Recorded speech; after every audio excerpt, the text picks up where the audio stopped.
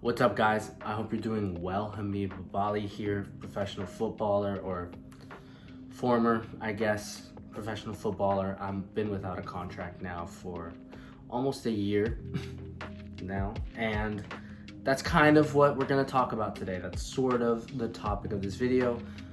I'm going to talk about the effect that an agent can have on your career for the worst part. We all know the classic stories of, agents being able to take players to the top. That's why a lot of people say as soon as you have any talent or you get noticed, hire an agent because they can take you to the right places, they'll have the right connections, etc., etc. Think of a Mino Raiola, rest in peace, or a Jorge Mendes, how he got Cristiano Ronaldo basically to the top so early in his career. So those are examples of the opposite of agents that will really help you find your success. But nobody ever talks about the opposite, which is what happens when your agent doesn't help you, or can't help you, or doesn't have the right connections, or gives you bad advice. It can end up destroying your career. Now, this happens a lot more often than people think. It's a pretty common thing, especially in lower league football. Usually they'll take a player that has a good profile, they'll bounce them around from small team to small team to small team, and essentially there's no growth. Time passes by and a player loses motivation and their career wilts away. That is one of the cases. Another one of those cases is similar to my case. Now, I'm not saying this to badmouth anyone or talk badly or anything like that. I'm just relaying the truth. My channel is about the truth of this industry. So, I have agents. I do. And they did everything they could for me, but everything kept falling apart. One by one by one by one by one. They had this whole plan for me, especially here in the United States. And none of it worked. Literally none of it. And so they tried, in my opinion, too late to expand their horizons. And that also didn't work. And they ended up doing that when the window was already closing. So with the window practically closed now, I have messaged hundreds of people, agents, directors, coaches, players, anybody that would be able to help me. And I'm just kind of stuck. So I missed the winter transfer window and I missed the summer transfer window, which is the more important one, the bigger one, the one where there's more opportunities. And that unfortunately had to do with poor planning and with lack of opportunities from my agents. They would reach out to clubs, they would do everything that they would have to do, but they didn't have strong enough connections to get me in anywhere, even for a trial. So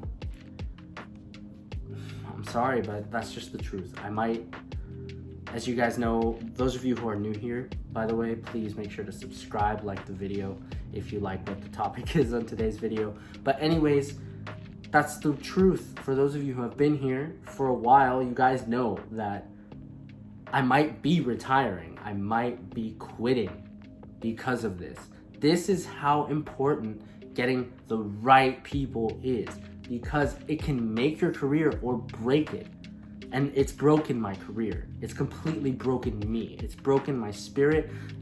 I've prayed and prayed and prayed and prayed and prayed for just one chance, one opportunity that's not, corrupt or a pay to play or anything like that, and nothing's happened.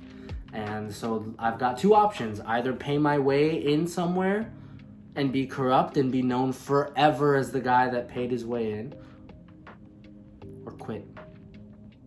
So yeah, those are the only two options, because at this point, being practically a year without a club, no one is ever going to want me ever again.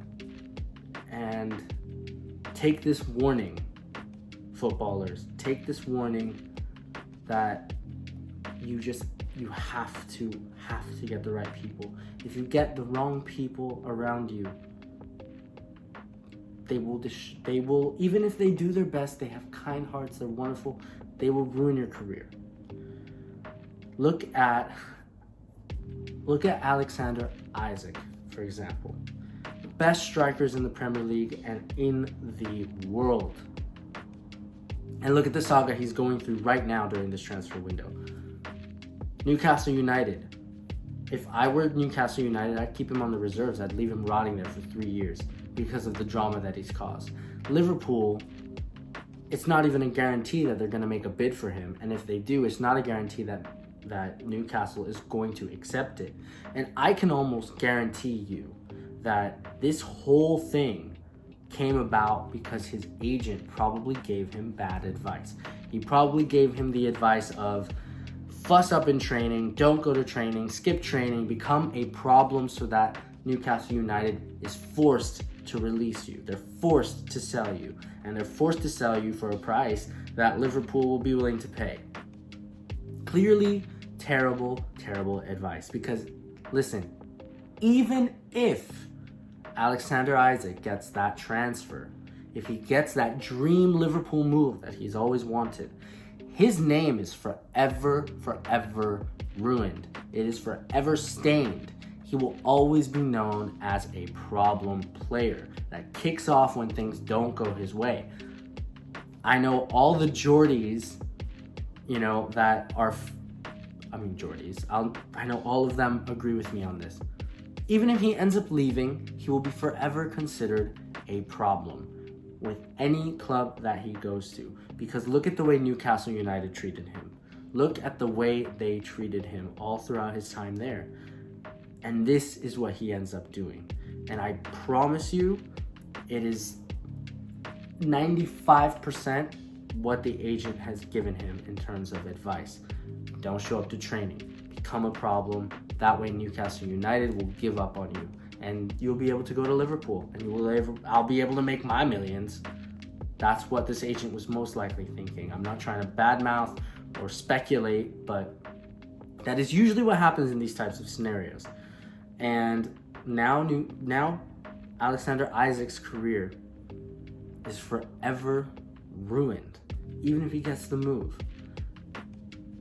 If he had gotten different advice, or if he had a different agent that gave him different advice, then maybe he could have salvaged this situation. Maybe he would still have a good reputation among Geordies and among Liverpool fans, because not even the Liverpool fans are liking this. So that is why it is so important to get the right people in your camp. Get the right agent that they can guarantee you something.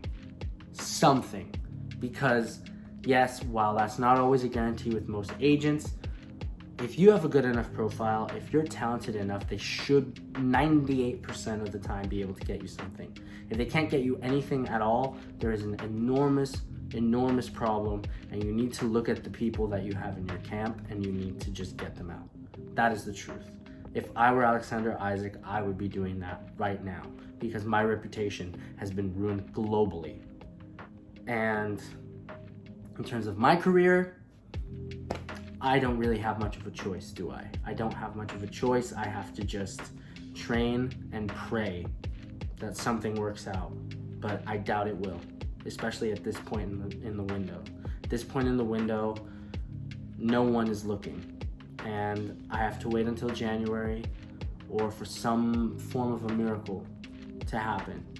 I've been messaging hundreds of people, agents, directors, players, coaches, everything, anything. And no one's been able to help. So that's the truth. That is exactly how getting the wrong person, getting the wrong agent can absolutely destroy your football career. So be careful out there, guys. Be so very careful. Make sure to do your research. Make sure that they can be able to get you something.